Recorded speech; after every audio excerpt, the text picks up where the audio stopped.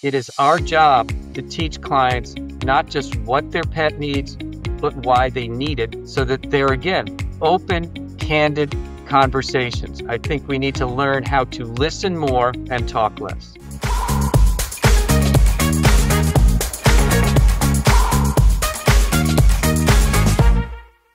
Welcome to the Veterinary Insider Podcast. This podcast is for the entrepreneurial veterinarian looking for expert advice and resources to help their businesses grow. Today's episode will feature Dr. Peter Weinstein. Dr. Peter Weinstein is a respected voice in veterinary leadership, having served as past president of the Southern California VMA, the California VMA, and Veterinary Partners. He is the co-author of the E-Myth Veterinarian and founder of the Veterinary Ownership Advocates, as well as Simple Solutions for Vets. Today we'll be talking about how pet owners can better afford care and how veterinary teams can actually present treatment options and also options for finances. And don't forget to like and subscribe so that we can invite other experts like Peter Weinstein to our podcast. Hello, everyone. Welcome. This is your host, Dr. Christy Cornelius of the Veterinary Insider Podcast. The episode this week will be A Lifetime of Care, Making Pet Care Accessible with Dr. Peter Weinstein. In this episode of the Veterinary Insider Podcast, we'll sit down with renowned veterinary business consultant, Dr. Peter Weinstein. We're going to explore the realities of lifetime pet care costs and how veterinary teams can empower clients through education, transparency, and financing solutions.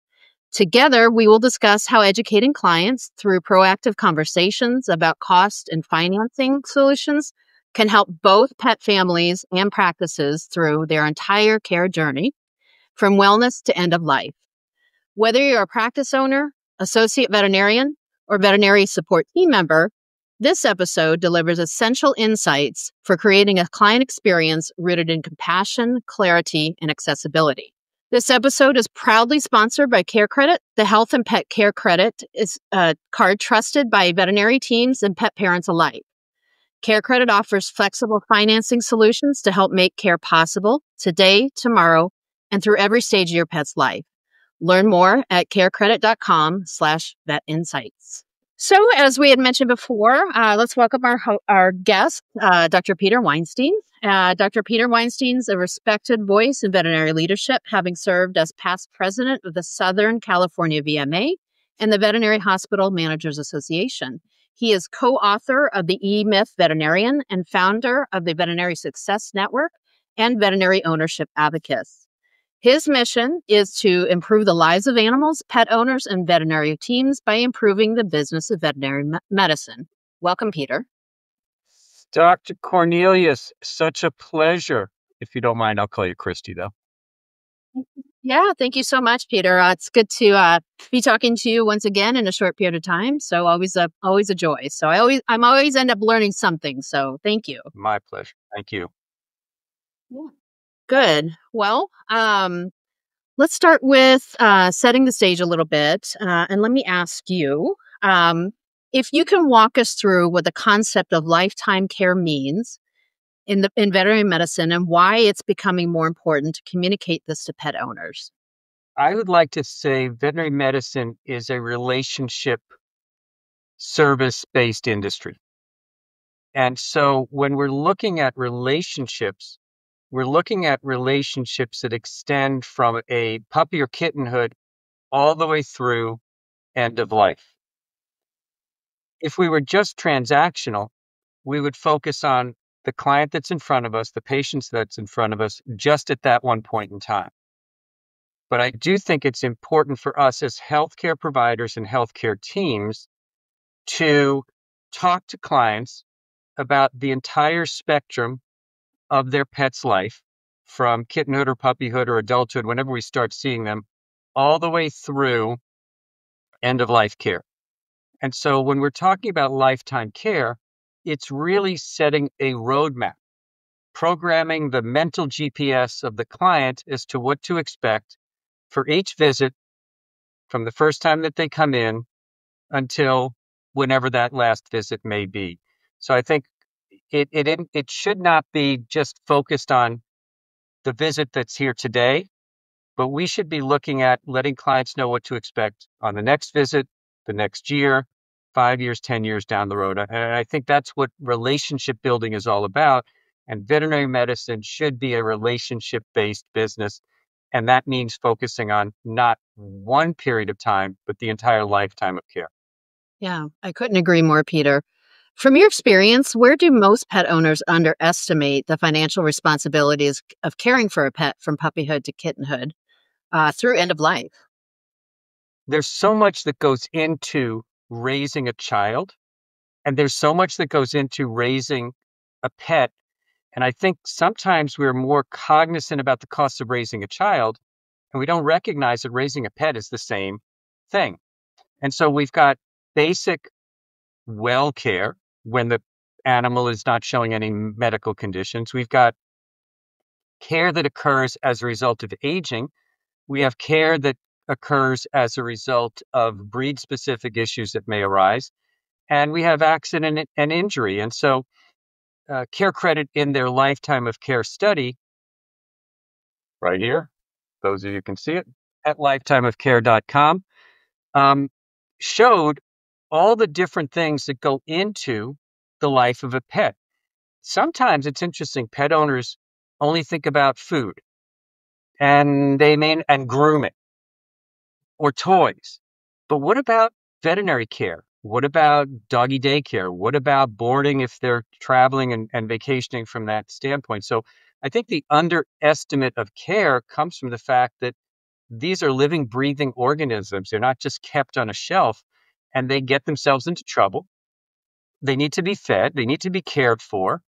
And it's really a multifactorial component that allows us to take care of them as veterinarians. And so I think it's part of our responsibility is to help a pet owner understand all of the nuances of raising a purebred, a mixed breed, a cat, a dog, et cetera, from that standpoint. And the lifetime of care study kind of points out the expected and the unexpected. I think a lot of pet owners don't recognize the unexpected. The Labrador that ate the pantyhose, the cat that ate the tinsel, um, and the fact that some of the foods that we give pets, unless clients are aware, can be quite toxic. And there are things around the house that are quite toxic. So you've got basic care, you've got accident and injury, you've got age-related care, and I think many pet owners don't think that through that whole spectrum from that standpoint. Yeah, and they probably don't understand how many of these cases we actually see across the country every year, and how common they actually are relative to their misunderstanding of what can happen. So, in your consulting work with veterinary practices, how do you address the challenges that a lot of team members have with communicating costs to clients? I joke that when I was in practice, there were two things that were highly stressful. One was a fat dog spay. The other was having to have a conversation with the client of a high estimate or a high invoice, because they're both stressful. They're both very difficult to me from a communication standpoint. As a consultant, my approach and my in talking to practices is that there should be no surprises when it comes down to the communication of the cost of care, which means a practice needs to have a financial policy for the practice, and they should have a communicated financial policy to the clients that clearly communicates to the client what to expect when it comes down to the care, whether that will be an estimate, when the updates would be if that estimate is not going to be, if something has come up from an estimated standpoint. It should include payment options that they can choose from that include long-term payment options in a proactive standpoint, for example, pet health insurance, and even Care Credit, where you can have a line of credit to use should you have a need from that standpoint. So I think it's important that we're completely transparent, that there are no surprises, because that's when we get ourselves into trouble. If we are not clear, concise, and explaining what to expect to the client, something comes up. And we all know that clients don't normally absorb everything we say, so it needs to be repeated. You should have a financial policy on your website. It should be communicated, especially with new clients on the first visit, and it should be clearly communicated during a patient visit from that standpoint. And most importantly, everybody's got to be singing the same song. Everybody in the practice should be giving the same answers to the questions that come up, and that there is continuity and congruity in every messaging through every team member, through the website, and everything that goes on in the practice, so that there are no surprises. Yeah, those are really good tips. I know with any amount of ambiguity, people start to ask questions, and then you're asking another person before you've got to answer another person, because, if you have any sort of nuances or different rules for different people, it just becomes really hard, and it's harder to scale, using those practices. So let's switch over to some challenges for pet owners and some practices. And so, given that Synchrony's recent study shows lifetime costs for dogs can reach $55,000, how do we as industry help clients prepare for their realities early on? Some 20, 25 years ago, I did a off-the-wall presentation for a group of veterinarians, and it was just me thinking differently. And I was thinking differently because maybe I just had purchased a new car, and in the glove box in the car was a manual of how to use the car with suggestions on oil change and tune-up and rotating tires, et cetera, et cetera. And we have similar suggestions with other non-living resources that we have in our house. Maybe it's changing the air conditioning vents or whatever. But what I hadn't seen, and this is what the premise of the talk was, we don't have a user's manual for pets, which basically defines what we expect from a healthy wellness standpoint throughout the life of the pet. So I did a talk that was entitled Creating a User's Manual for Pet Owners, which is all about what we want as veterinarians for our practice. This would be a standard for your own practice that talks about puppies. We see this, this, this, and this. Then we do a desexing procedure, and then we see them back, et cetera. And when they're 2 years old, and what do we want to see when they're 2 years old? What do we want to see when they're 3 years old, 7 years old, 11 years old? And so what we don't lay out for a pet owner is what to expect on the veterinary side of things. I can't talk about nutrition. I can't talk about other things, but I can talk about, from a clinical standpoint, I know as a veterinarian what I expect to see from a wellness. So each year I want to see a pet back twice a year up until a certain age, three times a year at a certain age, 4 times a year. Why don't we communicate that ahead of time and let clients know, well, we'll be doing an exam here, we'll be doing vaccinations here, whatever it is. So we give the clients then a roadmap that shows them from a medical standpoint how we can prevent disease, talks about flea and tick, and I, in the user's manual concept, also integrated breed-specific or even mixed breed specific conditions that might occur that we should be screening for as well.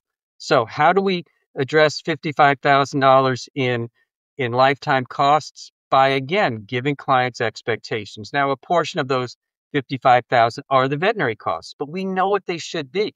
Again, that doesn't include accident and illness that might occur, but it's really focusing on wellness and laying out a roadmap through a user's manual that clearly defines what to expect each visit. And again, this will be customized for the practice, for the client, for the breed of the pet, et cetera. Yeah. Yeah, I love the idea of a pet owner's manual. I think it's really a great thing to have with every practice. Do you have a resource available that we as veterinarians can access? I wish I did, but when I sold my practice, I left it behind. And so I do a great talk on it. Plus, every practice is different. And if you're in a community that is financially challenged, you may have a different approach than if you're in a community that is high end and everything in between. So you have to customize the the outline for your practice. If you're in a heartworm endemic area, you may be having one conversation. Then if you're in a community that has a big problem with Lyme disease, so you have to create a customized manual based upon where your practice is and based upon the demographics of your clientele. Yeah, yeah. So I'm thinking in my head, Peter, create a chat GPT prompt that we can use and we can just, go from there. We can enter in our little differences and, things like that. But yeah, I mean, definitely encourage our veterinarians to come and see you speak wherever you're at. We all have something to learn, and I think that's a great lesson. So thank you. Um, Veterinary teams often find themselves caught between wanting to provide gold standard care and navigating a pet owner's financial constraints. What strategies have you seen to help bridge this gap? Great question. And I think one of the first questions that veterinary practices should ask a pet owner on their welcome to the practice form is, where does your pet sleep? What we're trying to do is find out the relationship within the household of where the pet fits from that standpoint. Now, I'm not suggesting that the answer will change how you present the care, but I do think it's always interesting to get that information. So number one. Number two, we need to be understanding that there are multiple ways to treat multiple conditions. There's more than one way to treat parvo. There's more than one way to treat a cruciate. And there's frequently more than one way to deal with kidney failure, et cetera.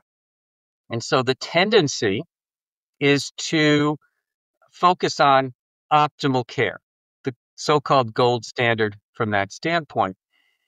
And that's because we tend to practice a little bit in a defensive fashion as well. So I think it's important that in a practice setting, that the doctors, if you're in a multi-doctor hospital, the doctors and techs, and everybody get together and understand that we have to accommodate the client's needs as well. And if we don't meet the client's needs, we can't take care of the patient's needs from that standpoint. We also know that clients come in with high levels of anxiety just walking into a veterinary hospital. Clients have a panic attack. According to the lifetime of care study, 25% of the clients worry about an invoice of $250.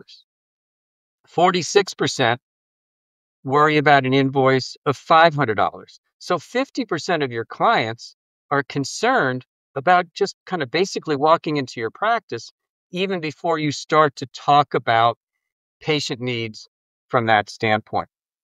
So going back to this concept of financial policy and financial plan, I think that's where transparency comes in. Day one, you start to talk about enrolling pets in pet health insurance.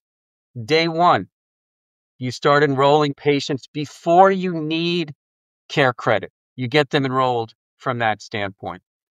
And you constantly talk to clients about financial options. Is it that you can't afford it today? If we have some options that might make it more affordable, can we spread this out over time? Are all services needed to be done today? If it's a pet that's in a wellness situation, can we break up a big elephant into more bite-sized pieces from that standpoint? Dental care is a big condition that we deal with. And dental care, if you look at things like lab work and radiographs and everything else, can add up very quickly. But if we could split that dental care up into blood work today and dental care a month down the road, maybe we can make it more palatable and more accessible from that standpoint. And so I think it's making sure that the team understands the anxiety levels clients have. I think it's important that staff members do not assume that clients can or cannot afford, and that we have open conversations with clients that explains to them what their pet needs and why. And I think that's where we tend to have dropped the ball in the past, is that we have all sorts of online resources that tell pet owners what not to do or what to do. It is our job to teach clients not just what their pet needs, but why they need it, so that they're, again, open, candid conversations. I think we need to learn how to listen more and talk less. Yeah, I agree. So I hear a lot of talk about offering tiered systems and, presenting estimates and things like that. Is that something that you ascribe to, or do you think that it should be more custom than that? I don't think I would be comfortable walking up to a client and saying, "So, what you got in your wallet today? We'll take it all." Don't misinterpret that statement for those people who hear it. That was supposed to be sarcastic. If you don't know me, I'm sarcastic. But I do think it's important to gauge a client. I think we need to learn how to read body language. I think we need to be able to gauge where a client feels and make sure that they understand what we're presenting to them. Nervousness, anxiety, and recognizing that half the clients who are in your exam room are worried about the invoice at $500 or less. I think it's extremely important that we gauge clients. I think we have to make them feel comfortable, and we have to make sure that all their questions are answered. I think one of the things I always did before leaving the exam room is I would turn to the client and I would say, um, "Do you understand why we need to do everything we need to do today? And do you have any questions that I can answer for you?" Now, you might assume that the most common question is, "How much is it going to cost?" Which is very good, and assume that, because it's true. The most common question we got was, "How much is it going to cost?" And then it's how you address that question and making sure that they understand the needs of the pet, and speaking to those needs, and then being able to pivot, for lack of a better term, if necessary, to address the financial concerns from that standpoint. Understanding anxiety, I think repetition is extremely important, but more important is asking questions. Create a series of questions for you as a doctor or staff members to ask clients to kind of gauge where they are, so that you can go and work at their level with them to make sure that they understand what the conversation is. Yeah, good points. Thank you. Um, let's take a little bit deeper dive and let's talk about maybe some solutions that we have available to us as practitioners and practice owners. And one of those solutions, and I've been a vet for over 20 years now, and I think I remember when we first started had the option of care credit. And it was specifically when I was practicing doing overnights by myself in central Houston. And so it was always a relief to me, both as a pet owner, having to utilize care credit sometimes, and also as a practitioner who was then given, the green light and some, keys to be able to deliver, some, better medicine. Um, so can you tell me the impact that you've observed when a practice effectively integrates care credit into their workflow? So I'm a big systems person, write books on it. And I do think that this goes back to the conversation of bringing the whole team together to talk about the financial policy. And it goes to the fact that we should have a system for communicating and enrolling clients in care credit, whether that's through the website or in the lobby of the practice.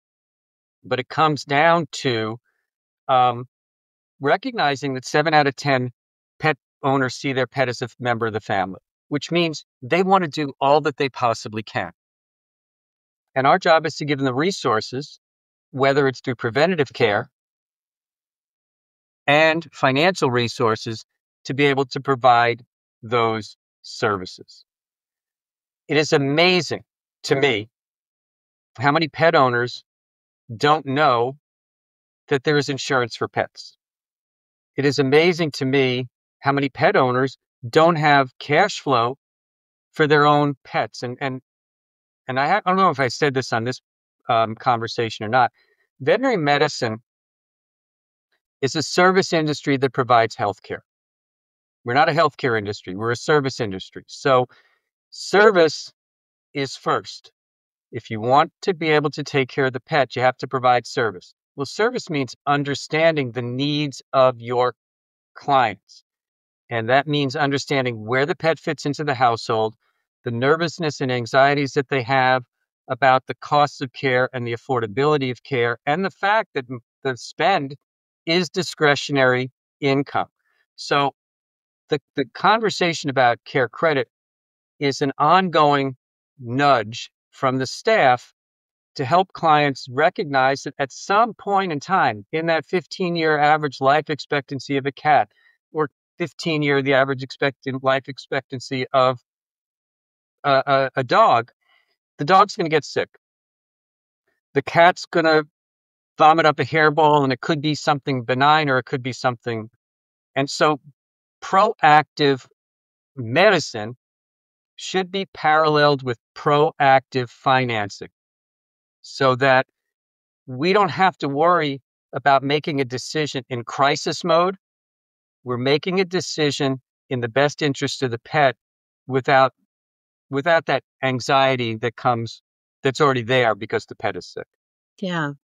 Thank you so much for that. And just to remind everybody to learn more about Care Credit for veterinary practices, you can go to carecredit.com/vet insights and access the pet lifetime of care study that Peter has been referring to at Synchrony at petlifetimeofcare.com.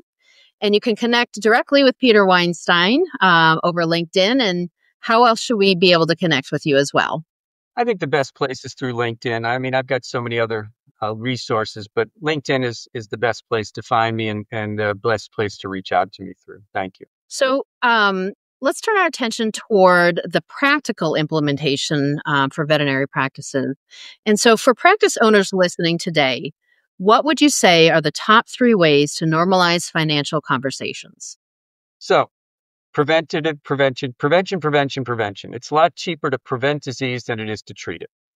And it's a lot easier to plan for financial insecurity than to treat it. So I think it's important for pet owners who might be listening to ask without fear, what is this going to cost? And to ask, can any of this be delayed? Or is all of this necessary?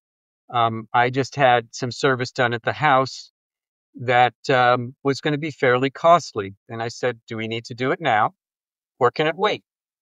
And I don't think that's an unreasonable question to be asked.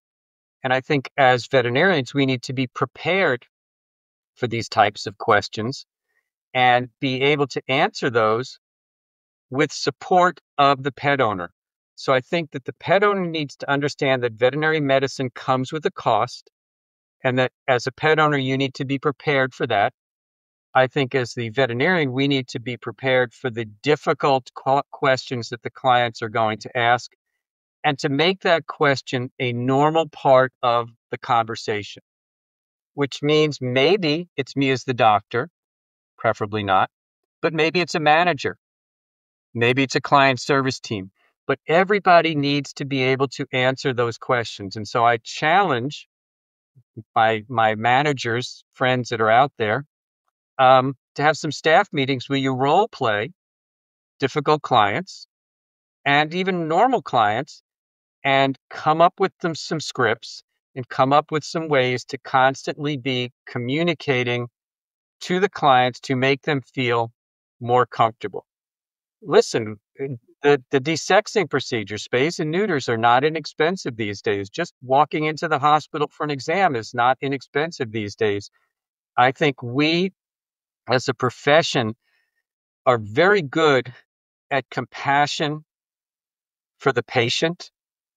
I think we have to integrate additional compassion for the client, and I think a client should expect that as well. We need to be prepared to answer difficult questions, and I really would suggest that you take the Care Credit Lifetime of Care study, which I'll block my face with for just a second, and go over it with your staff because there's an interesting page in the middle that shows in bubbles what some of the more common anxieties that pet owners have: hit by a car, dog sick, needs surgery. Very few people truly understand the cost of veterinary care. Even fewer understand the costs that we have to deliver veterinary care. We need to bring better communication together, which means clients asking questions comfortably and staff members answering those questions with just as much comfort. Yeah. I think you perfectly explained the role that financial solutions can play in helping clients say yes to more of the wellness plans, some of the diagnostics and preventative care, rather than deferring or delaying treatment. Would you agree? Absolutely. I mean, $1,000 bill is a big elephant for more than 50% of the people. But can that be broken up into smaller bite-sized pieces? Let's even look at wellness. I mean, wellness, when you start to add flea, tick, and heartworm, can start to push $400, $500 when you're looking at 6 months to 12 months of preventative. Can that be broken up into smaller bite-sized pieces? So how can we make the meal more palatable? Looking at the invoice being the meal, how can we make the meal more palatable? And maybe it's because we can say, okay, this is what we're going to do visit 1 today. Come back in 6 weeks, we'll do this. 6 weeks later, we'll do this. And so instead of having one visit of $600, you now have 4 visits at 150 or 200, which might be more tolerable in a world where most people don't have a pet healthcare budget. Care Credit allows people to have a pet healthcare budget that's sitting in their back pocket for when they need it. Yeah, and I know, the statistics on people that would have to go into debt if they ended up with $1,000 vet bill, and it's more than half of us. And so, yeah, to have those options are really helpful, I think, and for all three parties involved.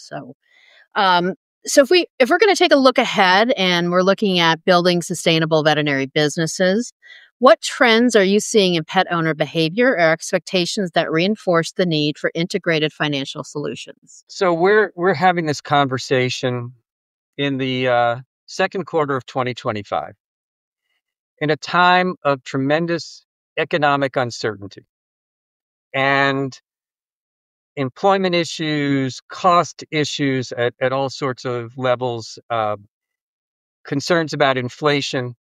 And I think people are starting to tighten up their wallets, and appropriately so, because eggs and gas and milk are all been quite costly. So I think it's important as veterinary hospitals to understand the external economic environments that impact us and the fact that it's very likely that pet owners are going to come in with financial concerns now that they may never have had before, that they may look to euthanasia quicker because of the costs of care from that standpoint, and that it's important for us to empathize with them, work with them, and find solutions for them so that we can give their pet the opportunities for a full lifetime of comfortable care and life. I think it's important for us to have these conversations with our staff members because many of our staff members need to understand the economic challenges that are out there because they're going to be taking the phone calls. They're going to be greeting the clients when they come through the door. And so the more options that we can offer to pet owners regarding the cost of care, and the more transparent we are about those conversations, not in an in-your-face fashion, but in a fashion that says, we are concerned, we want to do everything we can. AVMA and Care Credit have done some great work on the language of care. You can find this on the AVMA websites. They've got these flip cards and everything else. There is some specific verbiage that you can use to help make clients feel more comfortable. This time, more than any other in the recent past, is a great time to work on those conversations and get the verbiage down so that the clients who are coming in nervous for the first time about their abilities to pay for their pet's care, you can make feel more comfortable. We make we're building relationships. Our job is to take care of that pet from kittenhood to adulthood and to aftercare. Same thing with dogs. And I think to do so, we have to make the clients feel comfortable. And the most important thing we can do is get them to trust us. And that's what I think we need to do is we need to focus on relationships and building trust with the thought of a client coming in for 15 years and contributing upwards of $20,000 for a dog and $15,000 or $16,000 for a cat to our practice, and not just be transactional, which is, we're going to only see them once. This is all about building relationships and building trust. Yeah. And it's important not to have assumptions or hold judgment for people that are in different situations that we are. And we have to have an open mind and realize what the realities of people's finances are. Absolutely. And I think it goes to, since we are a service industry and we're going to be competing for airplane tickets and movie tickets and Air Jordans, etc., make sure that you have a great value proposition and that you can provide great value. And some of that is just time and answering questions, which is why team-based healthcare, where everybody on the team is singing the same music. So it's not all doctor-centric. It's how many people on your team can make that client feel comfortable. And the value comes from the value of care, which in many cases can mitigate the cost of care if people feel that they're getting a value for your time, your services, and your communication, because really it's about communication and comfort. Yeah. Yeah. I totally agree. If you were to design a forward-thinking veterinary practice model, how do you envision financial tools would be embedded into that client experience from day one? Great question. Boy, somebody gave you some great questions. Yeah, no, I know they're yours. Um, so forward thinking, basically, whether it is sending things to new clients ahead of time, making sure that it's front and center on your website so clients have access to it, whether it's a link on the website that says, um, you know, all your financial questions about veterinary care answered here. I think we can take advantage of social media. I think we could take advantage of email and text and just make sure that we're getting clients to understand. I really do go back to my user's manual because honestly, I could go through and line out what I want in terms of visits for my beagle, my golden retriever, my cat, my mixed breed, my purebred, whatever it is, and give them an idea of what the estimated costs would be on a per annum basis so that they can prepare for it. I could also talk to them about specific breed conditions that might occur, hip dysplasia, cancer, whatever. And now we're being transparent with the clients about what they might expect. I think when you buy certain cars that they will come with more problems and certain cars with less problems and certain cars you spend more for service and certain cars you spend less for service. We don't have to have these conversations. I think it's our job to do so. And whether that's done virtually or whether that's done in person, I think we have so much technology that we can use right now to fully and clearly explain to clients what the cost of care is and whether by the way, I do like membership models as well. I do like wellness plans as well. I think anything that helps take and make money secondary or tertiary in the conversation is going to help us strengthen that relationship and build further trust. Yeah, that's such a good summary of everything, actually. Um, One last thing. What would you say are the most common missed opportunities, both in patient outcomes and in business performance? It goes back to one of the things I said right at the beginning. If we build a practice built upon the fact that we want a 15-year relationship with a pet, then we're always thinking about the client coming back and the patient coming back. And we want to help them come back in as often as they are comfortable with for whatever needs might exist. But if I were to say missed opportunities, I think it's sometimes focusing on today and a transaction versus focusing on trust and a relationship. Because if Dr. Cornelius is only seen one time at a $250 invoice, then you're probably missing out on $20,000 of opportunity income if that patient were to come in for the next 15 years. So if I were to suggest the biggest missed opportunity is our failure to look down the road, to program the direction we want to go long term, and be so focused inwardly on that 10 or 15 minutes in the exam room and not the long-term relationship. Thank you so much, Dr. Weinstein, for joining us for this episode. We really, really appreciate your participation. And again, want a special thank you for our sponsor, CareCredit, and for making today's conversation possible. We know that affordability is one of the biggest concerns pet owners face, and CareCredit offers a simple, flexible solution that can help clients move forward with care without delay, subject to credit approval, of course. With over 270,000 enrolled providers and decades of experience in healthcare financing, CareCredit has become an essential partner in the veterinary space. You can catch us and listen to us and subscribe on, we're available on Apple Podcasts, Spotify, and YouTube. And if you care to join the conversation, please tag at CareCredit and at Peter Weinstein on LinkedIn or Instagram with your thoughts and takeaways from the episode. Thank you, everybody.